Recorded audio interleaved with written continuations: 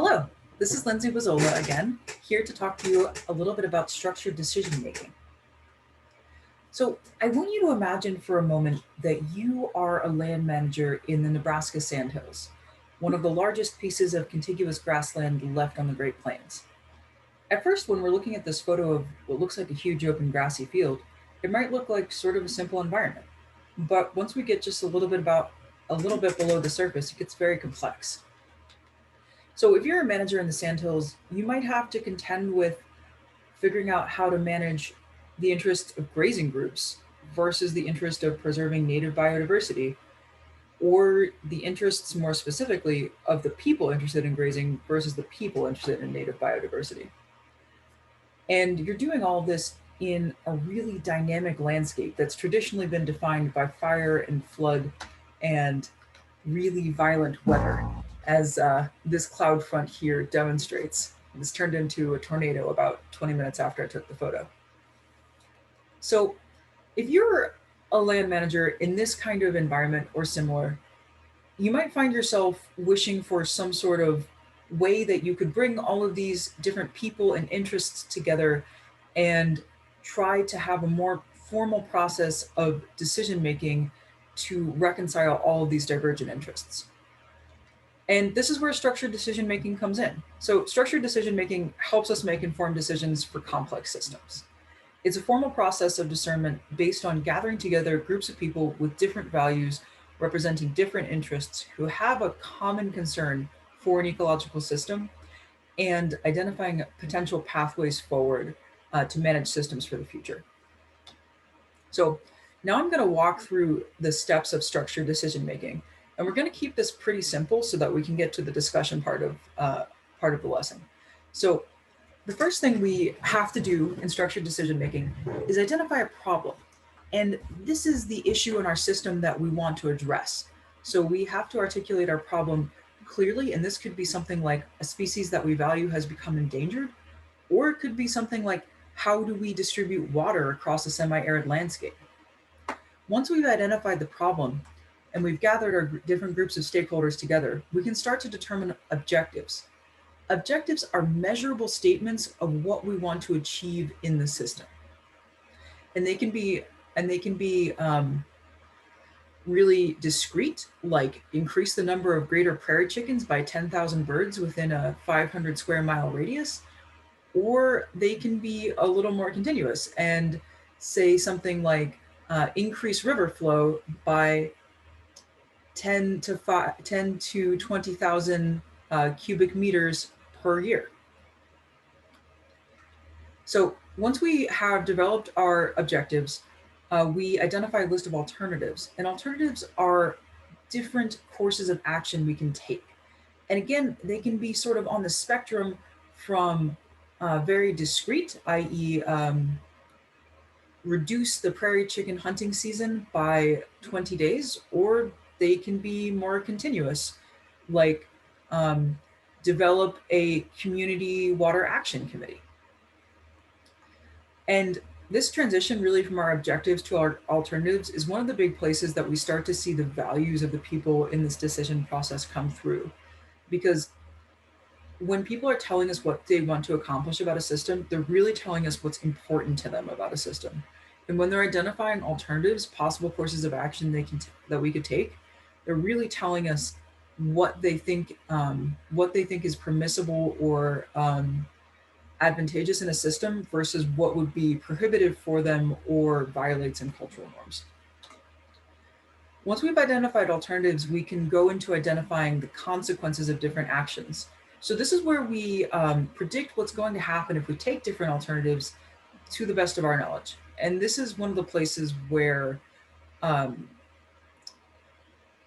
science can really come in and be impactful, because of course science, especially branches of ecology and conservation, like species distribution models, or like models of habitat suitability, can be really important for helping us understand the likely outcomes of our actions.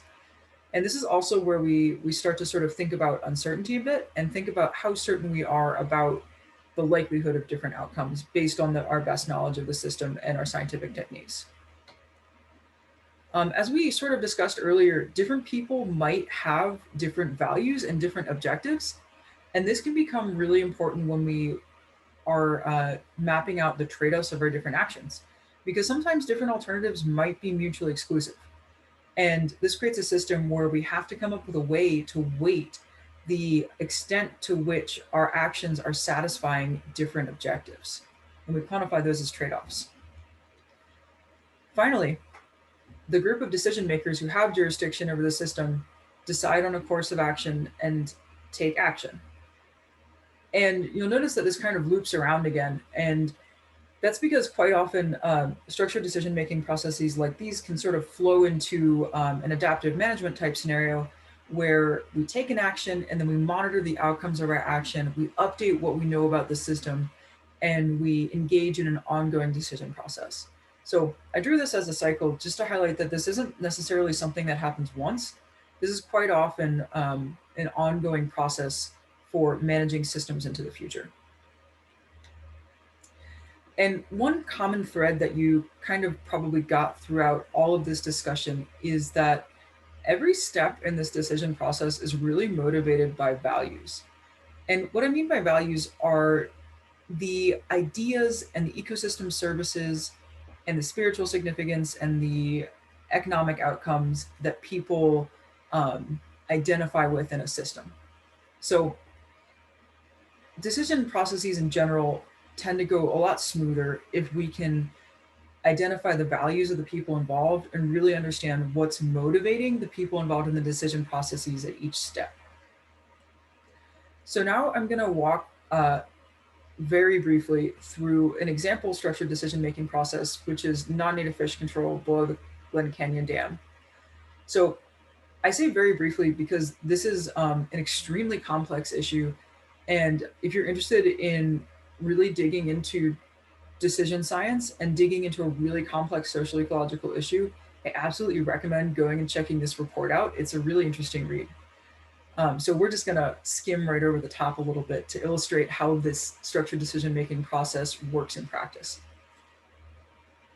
So the Glen Canyon Dam is a site in the American Southwest where there's water flowing down out of a dam, and the river below the dam is home to many fish species, most significantly for this process to the humpback chub, which is a large minnow species that was historically very abundant in the river, but has since become close to endangered due to a combination of overexploitation, habitat change, and significantly for this discussion, introduction of non-native fish. So one of the main non-native fish that's been introduced that's been causing trouble for the humpback chub is the brown trout, which you're probably familiar with if you've ever fished a trout stream. This is a non-native fish, non-native piscivorous fish introduced from Europe that tends to be a pretty voracious predator wherever it's introduced, but really significantly to the chub. The chub had evolved in a sort of more cloudy, turbid system, and as such wasn't really prepared for a site-motivated predator like the brown trout, and thus found itself highly susceptible to brown trout predation, leading groups of people interested in the care of the river to think that maybe reducing the non-native fish population in the river might be advantageous to restoring the chub. So, back in 2010, USGS and a number of other tribal and federal agencies gathered for 2 intensive workshops to engage in a structured decision-making process and develop a decision framework for deciding how to manage the river. And I mentioned that this decision process is complex, and we can start to sort of get a little hint of that when we look at the stated objectives from this decision process. So the objectives include things as broad as manage resources to protect tribal sacred sites and spiritual values, and then really specific sort of sub-objectives like be respectful of non-human life and maintain native fish management goals through reduction of non-native species. So if you go and check out this report, you'll get a sense of just how big of an effort this must have been to bring all of these people together and to solicit all of these different objectives from these different value standpoints.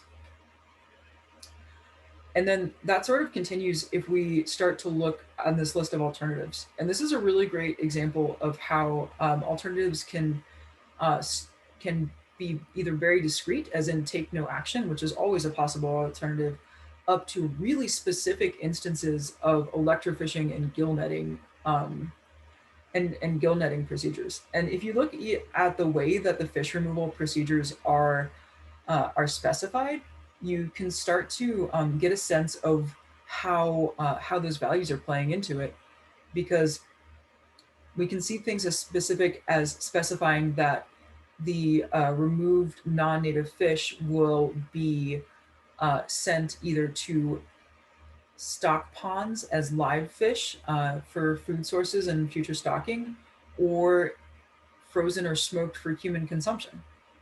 So this is really sort of the beauty of the structured decision making process, is that you can, through bringing out people's values and through bringing people together, you can work through very complex sets of values and discern courses of action that will meet different needs in different ways.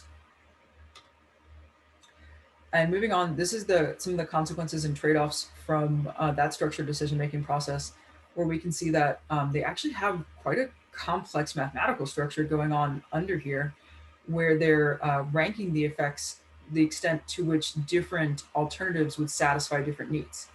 And that sort of transition from values to alternatives to consequences and trade-offs, and this really sort of complex mathy part that comes in at the end, is where Shiny apps and decision support tools more generally have the potential to be really impactful, because we can take those huge complex tables and start to coalesce them into interactive visuals to help people navigate these really complex decision processes. And in the end, I think one of the most interesting things about this decision process, and again, I would totally encourage you to read the report; it's interesting, is that the objective of the report wasn't necessarily to make a substantive recommendation. It was to develop a decision framework for the people who have authority over the area. So I thought that was really fascinating, because it suggests that sometimes our role as scientists and as communicators is really just to set people up to be able to make informed decisions. And I'm really excited, as we're moving into the part where we're talking about more complex Shiny apps, to think about the ways in which this decision making process can help us translate science into practice for conservation managers.